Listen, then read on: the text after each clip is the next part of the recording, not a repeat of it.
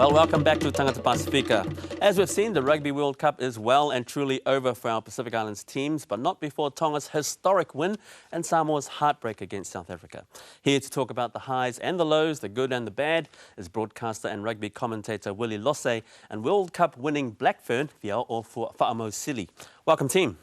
Thanks, John. Okay, Willie, you've got the red jacket on. Must have been a great victory for Tonga. Yeah, well, this blazer hasn't been out since 1995, so it's great that it still fits, but I think that what Tonga achieved is pretty much what Samoa did in previous World Cups and also Fiji, where they proved that Tier 2 countries are capable of actually knocking off the bigger guys.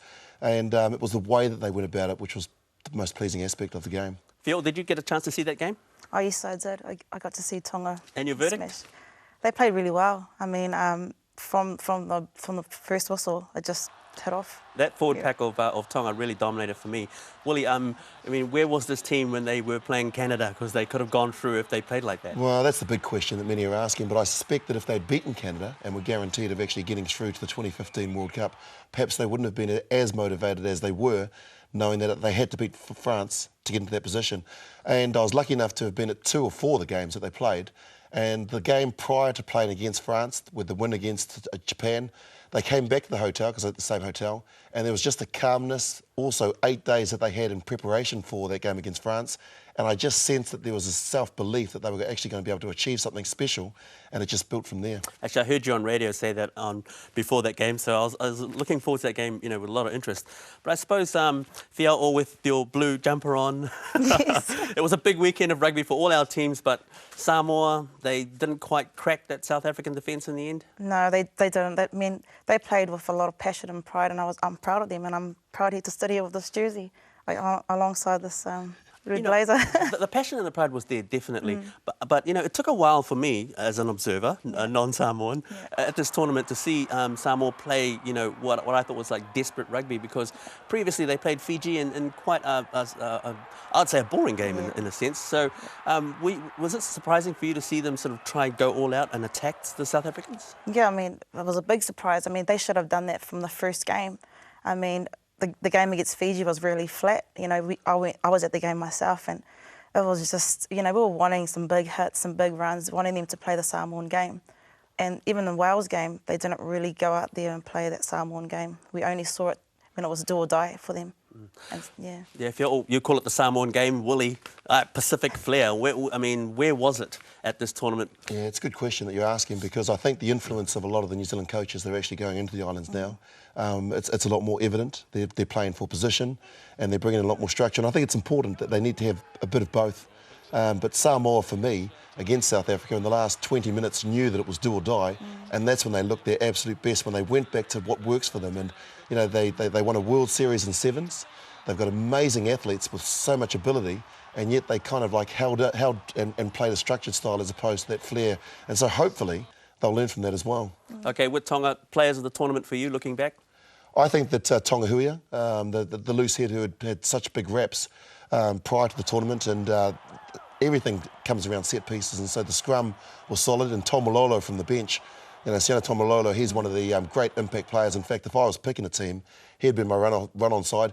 And Kurt Morath, I know that Fair's got a couple of others that stood out for her, but for me, Kurt Morath, because if you haven't got a goal kicker, then you haven't got a chance of winning. And even though he missed 3 or 4 against France, he still kept the scoreboard ticking over, and so he was crucial to their success. Okay, Fiao, all for you, the Samoa team, who are your standouts at this tournament? Definitely Paul Williams. Paul Williams was a big standout for me, as well as Khan Fortilii and George Stowers. George Stowers. Other members of the forward pack, because that forward pack, they muscled up in big games. Yeah, they did. I mean, the 2 props, I mean, in the South Africa game, they gave it their all. They were around the field, mobile around the field, and they were pretty grunty in those rucks and mauls. Okay, third Pacific Islands teams, they were actually the disappointment for me. What about for you guys? Fiji? Oh, big disappointment for me. I mean, I expected more from Fiji, especially when they proved the big point in the last World Cup. But they just didn't come. They didn't come to this World Cup, you know. It just fell flat for me. Okay, Fiji didn't have such a crash-hot tournament, Willie. But standout players for you? Yeah, it's hard to try and pick a couple. I think that their wingers, and in particular the first game they played against Namibia, I was lucky enough to be sidelined in Rotorua there, and Guneva, I think his name was, and he scored three tries, a hat-trick. 4, actually. He scored 4. That's right. Nalanga as well, the opposite wing. He really stood out for me. But when you look at the way that their schedule was, you know, South Africa, Namibia, Samoa, and then that loss against Wales, the heavy loss against Wales, you look at a tournament, and Fear's been involved in World Cups, and what you do is you kind of say, OK, did we make improvements? And I think that's why Tonga ticked the box, because everyone could see that every game they did. Samoa sort of started, then came back and then started, but Fiji never really got any momentum, and that's the most disappointing thing, because they're a classy outfit. OK, we're going to talk about schedule soon, but, you know, just overall, in terms of all the teams looking back at the tournament, apart from the fans, which we're going to talk about soon, has it been a good tournament for you?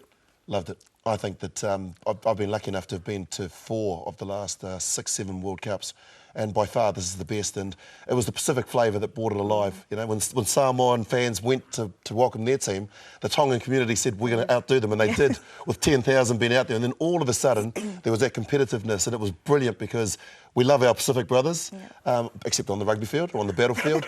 And that's what was a great thing, that it became a multicultural society or multicultural World Cup, as opposed to just one nation against another. Well, of course, you're on the front line in Otahu, so to speak. I mean, you know, being a police officer and all that, I mean, it's been busy for you? Oh, very busy in the streets of Otahu. I mean, we've got the red flags, the blue flags, flags sellotaped on cars, you know, all the flavours out on the street as well. That's why, by far, this is the best World Cup, because we've gotten to see, you know, the World Cup outside of the stadium as well. Yeah, a bit like that Fiji-Samoa game. I think somebody who went to the game said to me, actually, the atmosphere was better than the game itself. Yeah, exactly. I mean, definitely a massive atmosphere at the game. All right, just hang 5 team. We're going to go to a break. Well, stay with us for more from our panel as we go over the teams and issues for our Pacifica teams at Rugby World Cup 2011. Welcome back to Tangata Pacifica. It's great to have your company. We're with our special sports panel as we look at our Pacific teams at Rugby World Cup 2011. Well, one of the highlights of the tournament so far has definitely been our Pacific Islands fans. You'd think the Rugby World Cup was hosted by Samoa or Tonga, but the number of flags flying. Reporter Marama Papao went along to meet some very special Manu Samoa fans, from the very young to a 100-year-old great-grandmother. I'm in Mangere with some of the Manu Samoa's youngest supporters. This is Mataniu Whiangai Maleata Frisco. You guys, are you supporting the All Blacks or the Manu Samoa?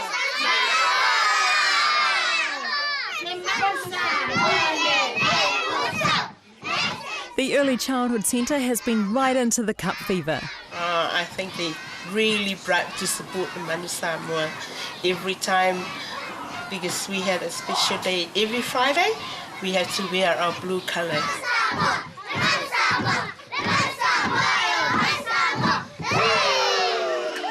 Now we've seen Samoa's youngest fans, we've seen some of Samoa's loudest, proudest fans.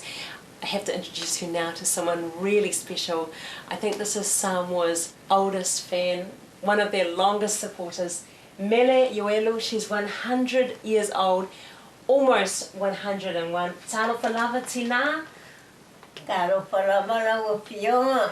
Wa mai oi. Manguia la va pa Afrikai. Ma ngai lo ofu Manu Samoa. Ya nga pora e lo. Ka mai lekyo. E lang moanga uma ka ko le. Kai mi e yo. O ka ronga. Nga tele lang moanga mai. Oh, I know, I should be wearing blue tonight. The 100-year-old's been following the Samoan team since the start of the tournament and praying for them before every game. Mang kua le siva amang Samoa le pai pe a o le malai. Le mang Samoa o mai Samoa ma le mea a kua. Mele has sight in only one eye, but still can listen to the radio through her good ear to follow the rugby.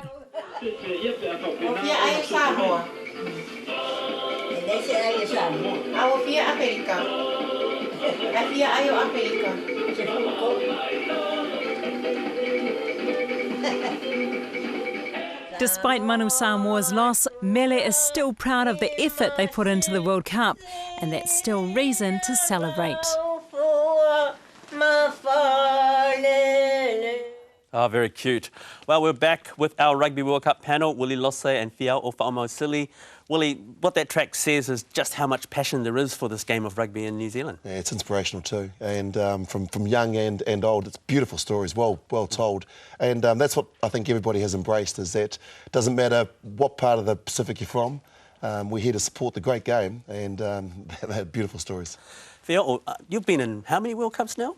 I've been in 3. In 3, and how many have you actually won? 3. 3 World Cups. So you know what it's all about, and how important is the fans in helping the team get through to a tournament? I think the fans, they play a big part in getting the team through. I mean, as you can see, they're from young to old. I mean, they're a big part in us getting through. Okay, I think at the beginning of this tournament, we sort of intimated that this is probably the only time the Pacific teams will actually get a chance to host. Well, we're not officially the host, but host a tournament in our backyard. Is it the case for you? Just looking at how things have panned out? I think that even though New Zealand has been the host nation, it's proved to the world, and people have seen that too, that there's different flavours. You know, Auckland being the biggest Pacific Island nation in the world, and we're seeing all those colours come through with the different flags, with the way that everybody has embraced it, and so it's become a real multicultural World Cup as opposed to just one from New Zealand. So yeah, love it. You see, Fiao, the fear is now that the Pacific teams are gone, it's going to be boring. What do you It's think? already started. I mean, the streets are quiet. The streets are quiet, and it's gone, yeah. All right, so all the red shirts are going to have to come off and the black ones will go on? The blue ones? I think we'll just keep the original ones on and just keep supporting the All Blacks, but, you know. All good, all good. Okay, I'll change the topic here. Bully, earlier in our interview, you mentioned the schedule. And, you know, that topic has come up a lot this week, of course, thanks to Mr. Eliota Sapolu, Fuimono Saponu, and the issue that he brings up. Maybe his analogies weren't that flash, but the issue about the scheduling, that's a concern? Well, it's been in the teams that arrived knew that 3 years, 2 years in advance, and so they know what they're coming in for. And with respect, I mean, Samoa played Namibia, then Wales. Wales was their really big test. And so when you look at it, there was a 3 or 4 day turnaround there. That's what they're concerned about. But had they beaten Wales, I'm sure we wouldn't even raise this point. But it's something that the IRB do need to address and look at. Funniest thing about it, though, John, is when you look at the stats, the teams that actually played all their games in a shorter span had less injuries than the ones who've had weeks in between. So maybe there's a story in that itself. When you're at Tournament World Cup, is that an issue for you, quick turnarounds? Personally, for our team, it's not a big issue because we've got a good depth in our team, so we can play a second strength team and still compete with the lower teams. But I do think it is an issue now. I mean, in this World Cup, that I think everyone should have the same turnaround. Another issue that came up, the mouthguard issue, the IRB finding Samoa. It turns out the Tuilangi brothers had the same mouthguard. What did you think of that? The $10,000 fine. It's ridiculous. There shouldn't be a fine. I mean, rules are rules, but they should supply everyone with the mouthguards then if they want, you know, straight, clear mouthguards. Can't agree with that, John. I know. That. Yeah, no. I think it should have been stronger. I think 10,000 wasn't enough. I think they should have been slapped with a $20,000 or $30,000 fine to send a message, because sponsors have paid big money to have the hosting rights to do that, and you can't have ambush marketing in any form of it. Otherwise, you just lose all the credibility of the tournament. Okay, the ARB say all the money made from tournament goes back to the regions, to the various unions. Is that happening? Yes, it is. Next year, the IRB will put $7 million into the Pacific Islands, and we'll send that with the High Performance Centre in Apia. That also associates or goes into the competitions with the Pacific Nations Cup that's been successful. Also getting the sevens teams to all of the tournaments around the world, the under-19. And there's also a women's competition, Oceania women's competition, that the IRB have sanctioned and are also putting into it. So without that development, without them playing that competitive rugby, the game in the islands would actually start to die. Okay, I suppose one thing that could help rugby in the islands is the All Blacks. If they had more tours there, for instance. They're playing this weekend. Fiao, have you got any, how do you think they'll go? The All Blacks against Argentina. I think they'll do well. I mean, Argentina, they've had a good running game as well, but I think the All Blacks defence is pretty solid, so they'll go forward. Okay, we've got lots of Pacific Island boys in that team, and actually in another team that's playing at this tournament. Yeah. Oh, a couple of others. I mean, what other games are you looking forward to this weekend? The Ireland and the Wales game. That should be a big game. Yeah. I know it's a big game for you, Willie. Ireland and Wales? Yeah, that's a hard one to pick. I think that they've been the two best teams from the Northern Hemisphere. And the other game that I'm really looking forward to, because I agree with Fair, I think that Argentina will get pasted. They're probably the worst of the 8 teams that are through there. But the South Africa against Australia, that match there, because one of those sides is going home, and they'll be feeling like we did 4 years ago. But we're not unhappy about that, are we? Not at all. We're loving it. But okay, how have the Pacific players in our respective in the teams, Australia, the All Blacks, and that Tuilangi boy in England, how do you think they've gone at this tournament? You can see how they're being used, and obviously the Pacific Island flair, but also the ability to get up and over the line. And I mean, Tuilangi for England is their go-to guy, and he runs beautiful lines. That's what I like about watching him, is that the angles that he comes back and he gets over the advantage line. And also the guys that are playing with Australia and New Zealand, you know, they know their roles. Jerome Kaino, for me, and Ma Nonu have been the best two players throughout the whole tournament, because when they've been asked to do their core job, they do it, and they do it so well. I guess a big question, you know, I mean, every year, every 4 years in New Zealand, we All Black supporters, New Zealand supporters, we think, oh, will we win the Cup, will we win the Cup? Is this going to be our year? This will definitely be our year. I mean, just as Willie was saying, Ma'anonu and Jerome Kaino are top players, so they'll bring the All Blacks through. Do you think Graham Henry needs to get you guys into the huddle nice and early to give them some tips? Yeah, I think so. I'm waiting for the phone call. Willie, are we confident, mate? I'm not overconfident. I think that if Dan Carter was still around and not injured, then I'd be even more confident. I have no problem with Colin Slade, but I just have a feeling that that side of the draw, with all the Southern Hemisphere teams, are going to beat each other up ahead of that final, whereas on the other side, you know, the Ireland, Wales, England and France, I'm not so sure whether they're going to get the physicality that the other side will. So that's my only concern, is when it comes to the final, have we got enough left in the tank to actually do the job? Okay, Willie, that old cliche, time will tell. Thank you very much for joining us today. Thank you very much for coming in. Well, that's all we have from our panel. We'll bring you more from the Rugby World Cup next week. Over to you, Ange and Tom.